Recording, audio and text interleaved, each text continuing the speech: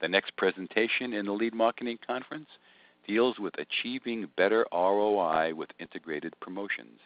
Our speaker is Art Klebanov, VP of Professional Services for Clear Demand. Art, you have a wonderful background, a very rich background, so take it away. Well, thank you, John. Good afternoon, everyone. Again, my name is Art Klebanov. I lead up the services group at Clear Demand. I've been working with retailers and manufacturers for the past 15 years. Everyone from do-it-yourself retailers such as Home Depot to some of the big box stores like Best Buy and Target. And there have been a number of great presentations today discussing some very timely and relevant topics, and we hope to contribute to that discussion.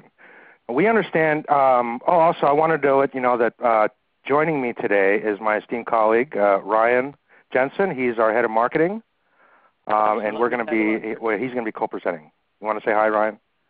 Hey, thanks for letting me tag along, Art, and we look forward to the conversation and the presentation with everyone. Not a problem. So we understand that the majority of our audience is coming from a CPG or retail background, and we wanted to focus our conversation on a topic that plays a very critical role in your jobs, which is promotions. I want to start, before we get going, I want to start off with a recent shopping experience that I believe illustrates some of the challenges around current retail landscape as it relates to promotions. So here's kind of the scenario. New Year's is coming up. I've got a New Year's resolution to take up running, and I wanted to get some new Nike running shirts. So I was looking around online and some of the big sporting goods stores such as Dick's, and I found that the suggested retail price was around $65, which is what they normally sell for. Now, during that week, I also noticed that a local outlet store had a Nike shirt that I liked for 20% off.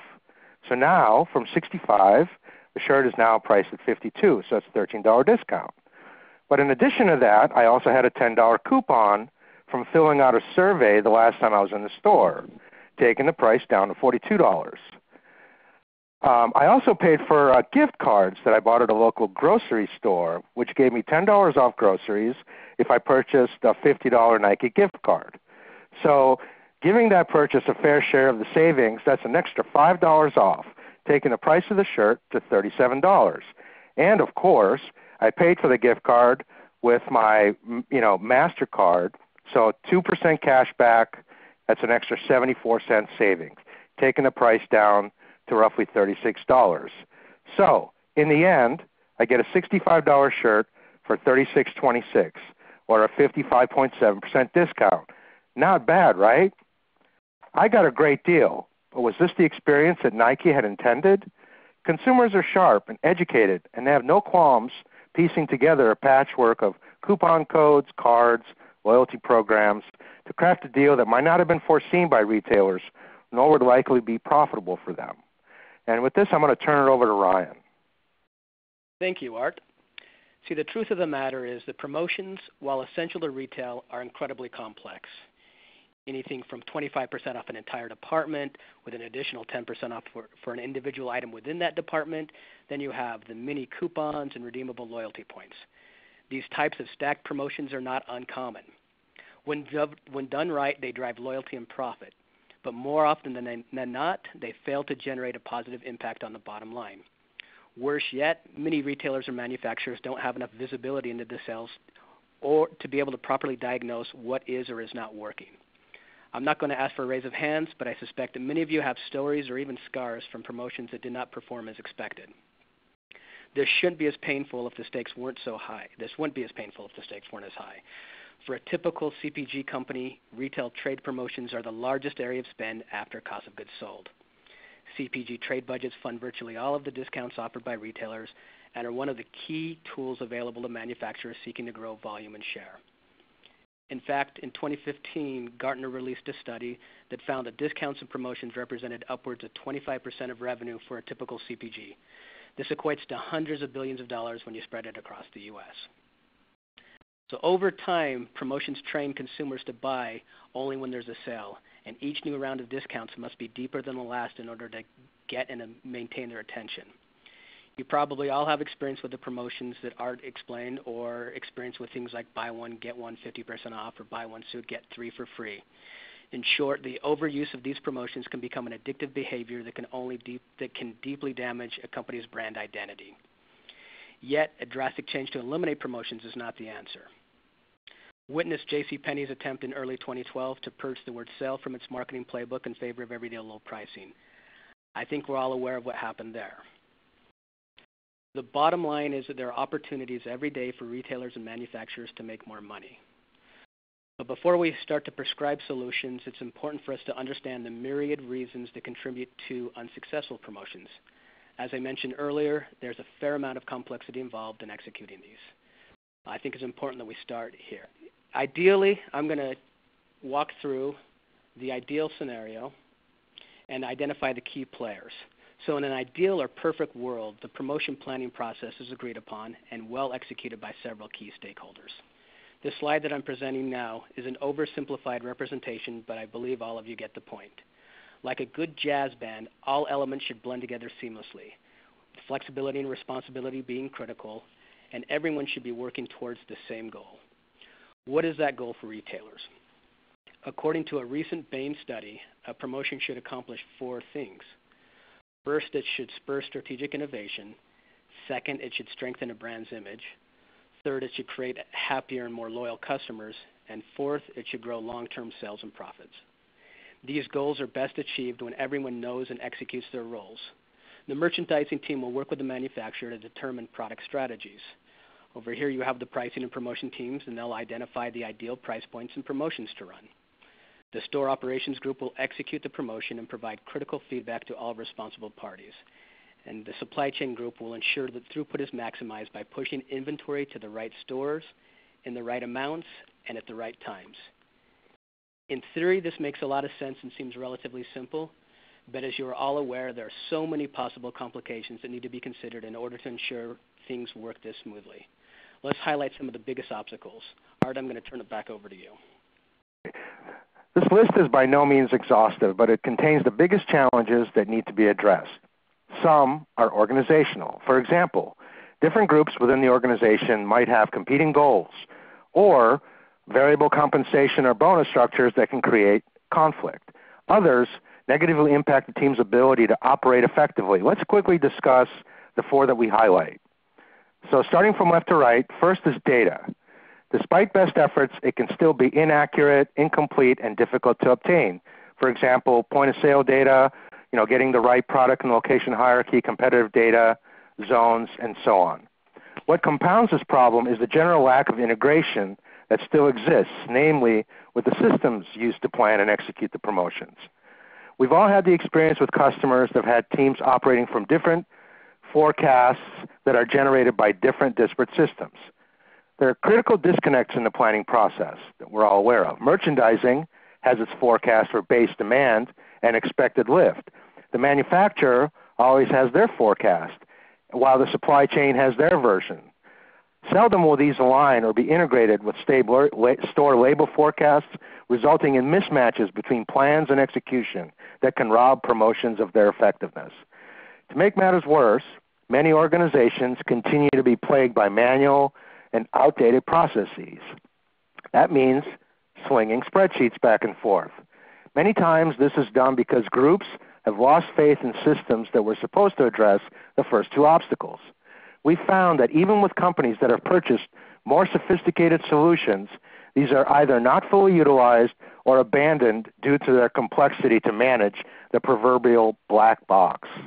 And finally, there's a general over-reliance on last year's. Some of us call it last year-itis. Using last year's performance to dictate direction in the present. For example, items that were on the front page of a flyer last year are again selected for that prime real estate based on last year's performance. Of course, that assumes you have the same mix of items in the ad. The retail environment is dynamic, and you need to keep up with the changes. Simply relying on past performance of products and stores alone is not a reliable method to forecast the financial impact of promotional event or events for the following reasons.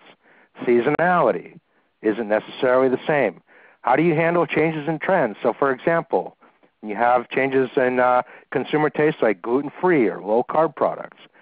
Shifting holiday calendars and events will further change seasonality and demand. New products, stores, and categories that have no sales history. How do you come up with a forecast when you have a new item? Effect on new product introductions or existing products. How does that capture? How do you account for cannibalization? How do you account for changes in promotional frequency and depth of discount? Or introductions of private label? How does that interact with national brands, making sure that the store brands' prices are protected and don't give up margin? There are many obstacles that are probably documented in your head. We're interested in what you think are the biggest challenges you're facing. Let's pause for a moment and introduce a quick poll question to get your feedback.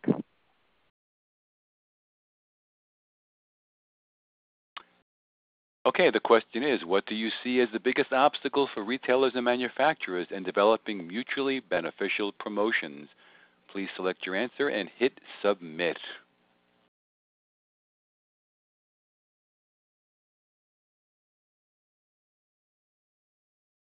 The answers are coming up. Anything that surprises you with that, Art? No, it's data quality and inability to determine effectiveness are popping up, which is not surprising. That's almost half of the respondents. Yeah. That seems to fall in line with what we're kind of thinking here as well.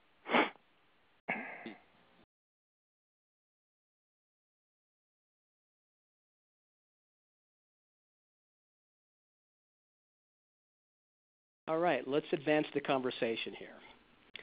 So up to this point, things have been looking a little grim. Now that we've identified the key issues, let's change gears and focus on solutions. We all agree that promotions are essential to both retailers and manufacturers. We also agree that there is room for improvement. So now for the rest of our time, let's focus on key actions that retailers and CPG companies can take in order to get more value out of your integrated promotions.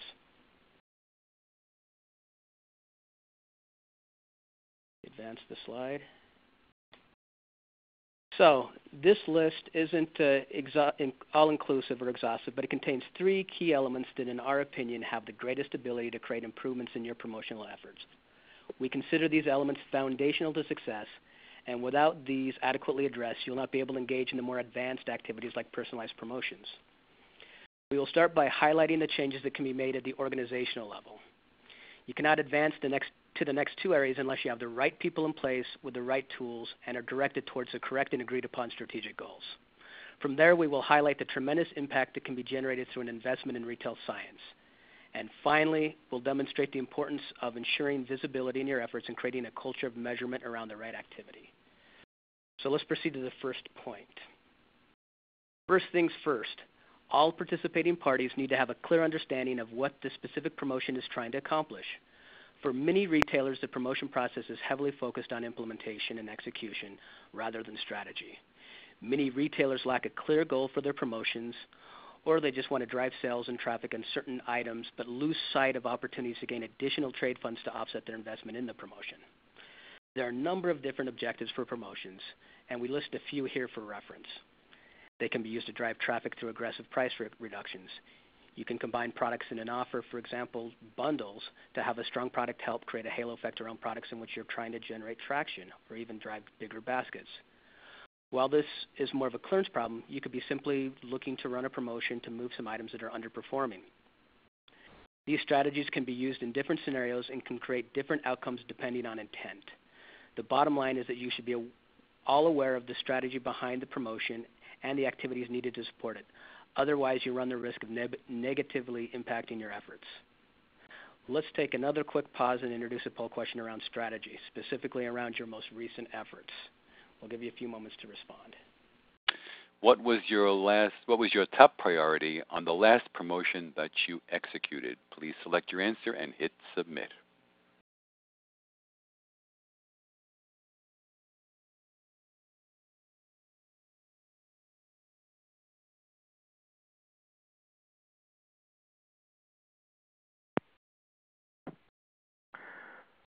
So driving traffic and building baskets, which is not surprising.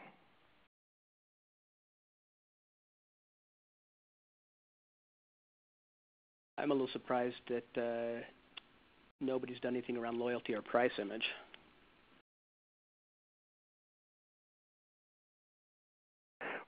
We're going to actually address price image in some subsequent slides.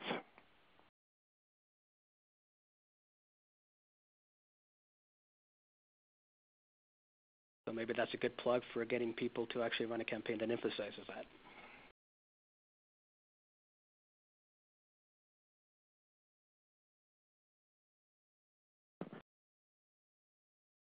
All right, let's move to the second component around strategy and alignment.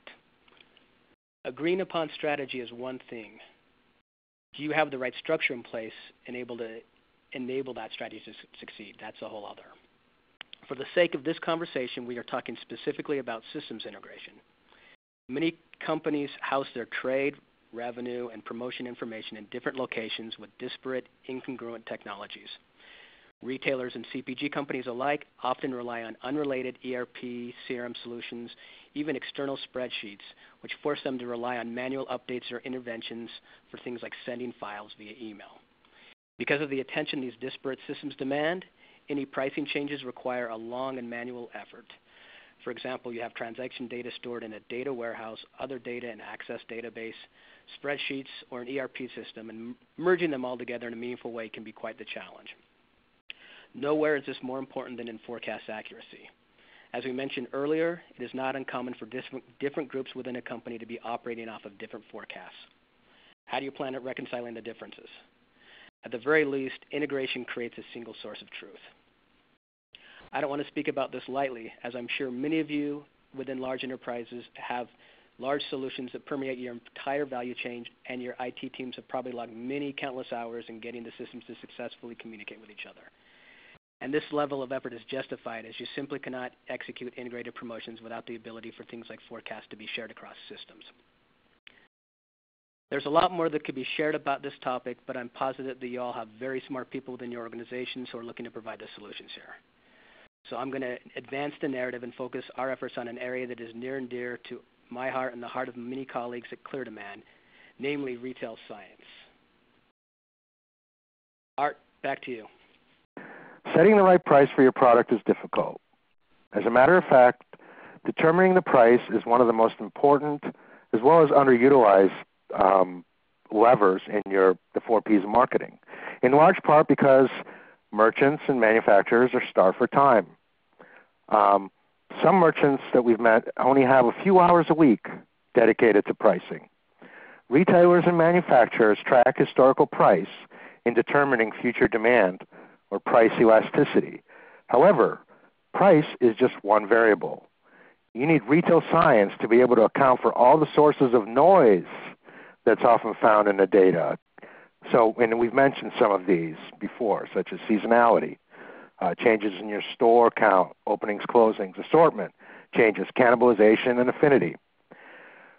This is a core activity at Clear Demand, where a dedicated team of data scientists contend with understanding these demand-influencing factors and how they relate to one another, as well as the impact on units, revenue, and profit. The case for retail science is well established, and the serial example in the next slide is just one data point that illustrates the positive results generated when you price more closely changes in demand. We can't state strongly enough the profit lift that can be achieved by knowing which products respond most favorably to promotions. Conversely, it usually makes little sense to promote items that might be considered inelastic and where a promotion would not generate enough lift to compensate for the loss in margin. The use cases for demand modeling can be expanded to come up with better ways to understand and influence shopping behavior of customer segments and your most loyal shoppers. And one area where understanding consumer demand really pays off is in the realm of forecast accuracy. Forecast accuracy is paramount if you want to minimize, for example, out of stock, or more importantly, measure the incremental lift associated with TPRs and other types of offers that are out there, like BOGOs, buy one, get one half off, or bundles. Ideally, you want to be able to forecast down to the store level so that you can truly match product with the demand for each local market. A key challenge is determining what you would have sold had that item not been on promotion, i.e., or sold at the regular price. It's not enough to just look at total sales. You have to understand your historical demand, relying on accurate demand models, and measure the effect of each demand-influencing factor, such as price, placement in the ad, display, offer type, seasonality. The chart on the right is an example of actual promotions run by a grocery customer. As you can see, by providing accurate SKU store day forecasts, we were able to isolate the baseline volume shown in blue, and it accounts for seasonality, as well as measuring the incremental lift due to the promotional events. You also need the ability to accurately account for out of stock. At Clear Demand, we have a patented probabilistic approach to finding out when an item is truly out of stock versus being available and just simply having zero sales on that day. This is especially important when you're talking about items in the tail or slower moving SKUs. In the chart on the right, you can see sales versus the demand forecast as the lost opportunity due to the product not being available on the shelf. Conversely, what if you order too much and have to bear inventory holding costs? For categories in, let's say, the produce department, this can be detrimental due to shrinkage.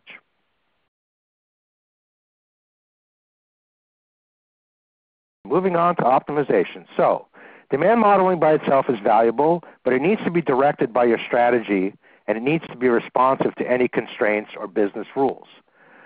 With respect to strategy, it is important to conduct what-if analysis and explore possible differences in margin and traffic based on your particular strategy.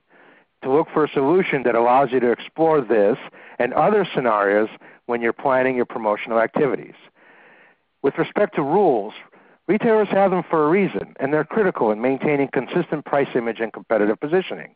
For example, if your demand model suggests that you raise the price of your 5-ounce yogurt or lower the price, it doesn't make sense to, if your customers have similar products that are larger size, but yet are priced higher on a per unit basis.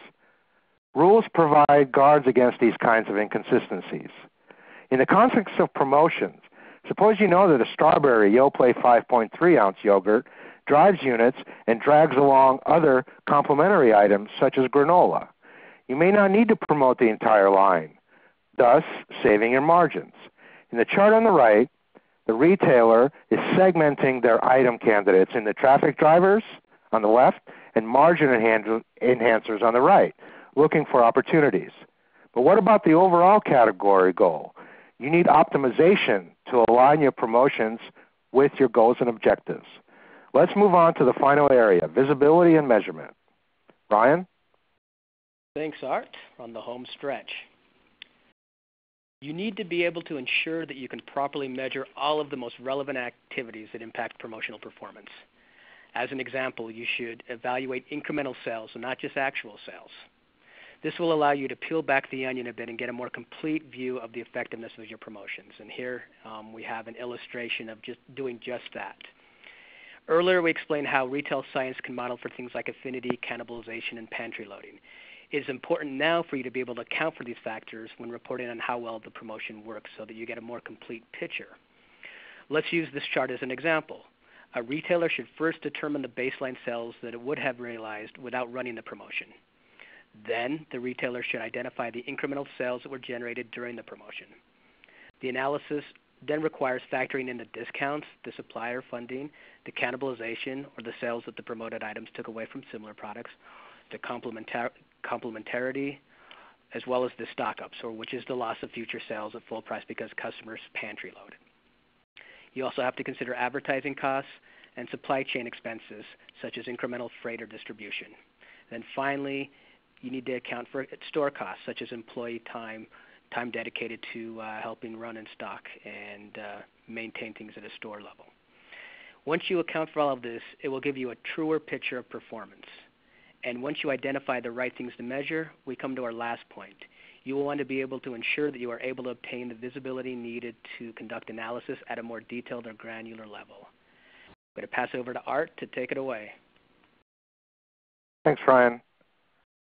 As we move along the journey to things like personalized promotions, it's not enough to just look at demand at national or even zone level. Market demand for certain products varies greatly depending on location and characteristics of a particular store. For example, proximity to certain competitors, store traits, customer demographics, household penetration for your brand. You need to have a tool or strategy that enables you to get a more granular analysis of promotions so that you can truly meet demand at the store level. In this example, the red areas are opportunities to improve the promotional lift as measured by the incremental lift percentage due to the level of discount. Too many retailers measure general lift from a sale but aren't able to or don't take the time to see if there are certain factors like price, geography, or offer type that might be more meaningful for one product over another. It's not enough to just measure lift for a promotion. You need to know what percentage of that lift is attributed to the specific offer, ad, or display. In the past, this type of granular analysis was a real challenge, as you were likely limited to basic sales information and some syndicated data from Nielsen or IRI. Now, there's no shortage of data points, nor real limits to how fast you can receive them. By selecting the right data and creating the right measures, you can now effectively analyze and optimize at a local level. Go ahead, Ryan. All right, thanks, Art. Companies that make the necessary effort in these three areas see tangible improvements in the ROI of their promotions. It also generates positive momentum as they become more adept at leveraging the power of data analysis. You're probably well aware of this framework that was introduced over 10 years ago in the seminal book, Competing on Analytics. It serves as a guide and a measuring stick for companies as they look to differentiate themselves from the competition by taking a more analytical and data-driven approach to all aspects of their business. What we shared about retail science is a very effective way in which you can respond to consumer demand while still supporting your strategic and profit goals. You'll notice that companies in the analytically impaired or even localized analytic stages of development are likely hampered by the same obstacles that we outlined earlier in the presentation. They likely have difficulties even getting to the data, let alone analyzing it, and they probably struggle in discovering insights and creating the necessary speed and scale in order to drive profitable change across the organization. Alternatively, organizations in the analytical competitor stage in analytics likely use sophisticated experiments to measure the overall impact or lift of intervention strategies and then apply the results to continuously improve in subsequent analyses. Fortunately for retailers and manufacturers, there are many levers within a typical promotion that can be tested or optimized and can fit into this framework. We are going to now share a couple of case studies that outline how we are able to leverage some of the keys that we outlined today in helping retailers advance in their analytical journey and create a more impactful environment in which to run promotions and ultimately generate meaningful results for their bottom line and for their customers. So, Art, it's all yours. But first we have another poll. Oh, I think we do. Yes, we do. Yes, we do. What stage do you feel your organization is in on the analytical maturity continuum? Mark your selection and please hit submit.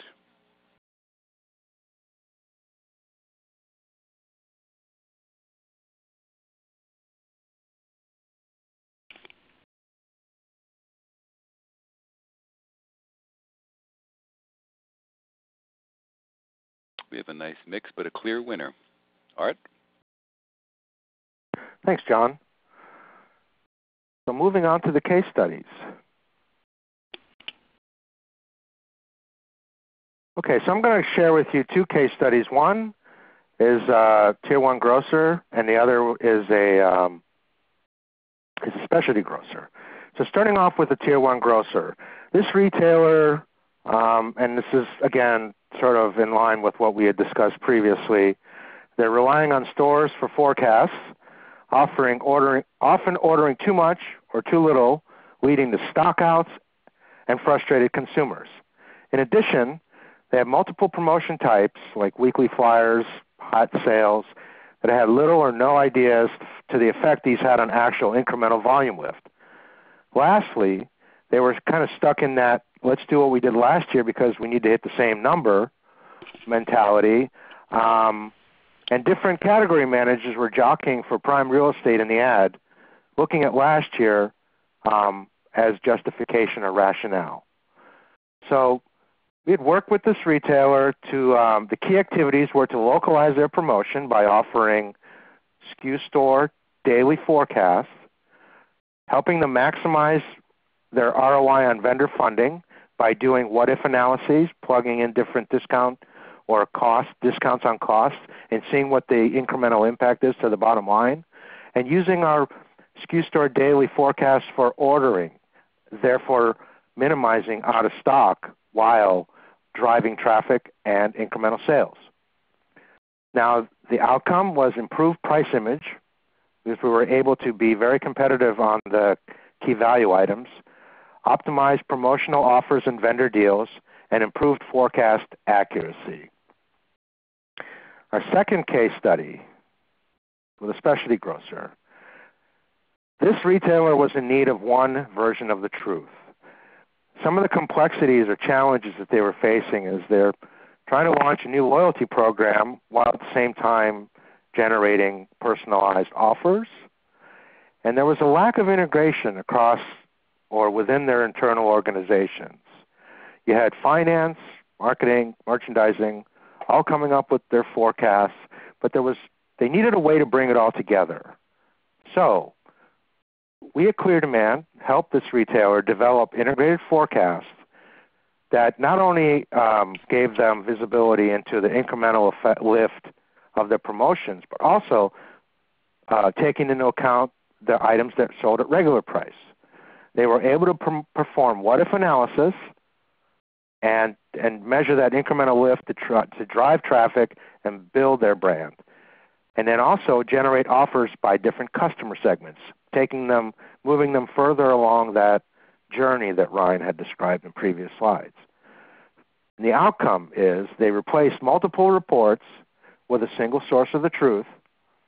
They were able to optimize and localize their promotional offers and vendor deals and greatly improve forecast accuracy. So in conclusion, we've kept the conversation at a very high level today, and this was done deliberately. You need to do this fundamental blocking and tackling before you can move on to the sort of more exciting, if you will, complex activities like personalized pricing. We've covered some of the challenges and opportunities associated with running effective promotions. We have prescribed some key activities that can improve ROI, with one being the importance of retail science and accurate forecast down to the store SKU day level. We've provided examples of customers who have been able to leverage some of the key things that we've discussed as they advanced along the continuum of analytical proficiency. And lastly, we wanted to end with machine learning as an additional capability. By leveraging the power or harnessing the potential of machine learning, the speed and accuracy with which retailers can plan effective promotion, do their what-if analysis, make sure that the data is accurate, timely, and being captured and used in reporting, and their analytics can take them to the next level. This is a visionary slide, but many companies, including Clear Demand, are actively working in this realm. And in future presentations, we hope to share examples of how this is used. We appreciate your attendance and your interest in evaluating ways that you can increase the ROI from your promotions. Let's now turn the time over to you for some Q&A.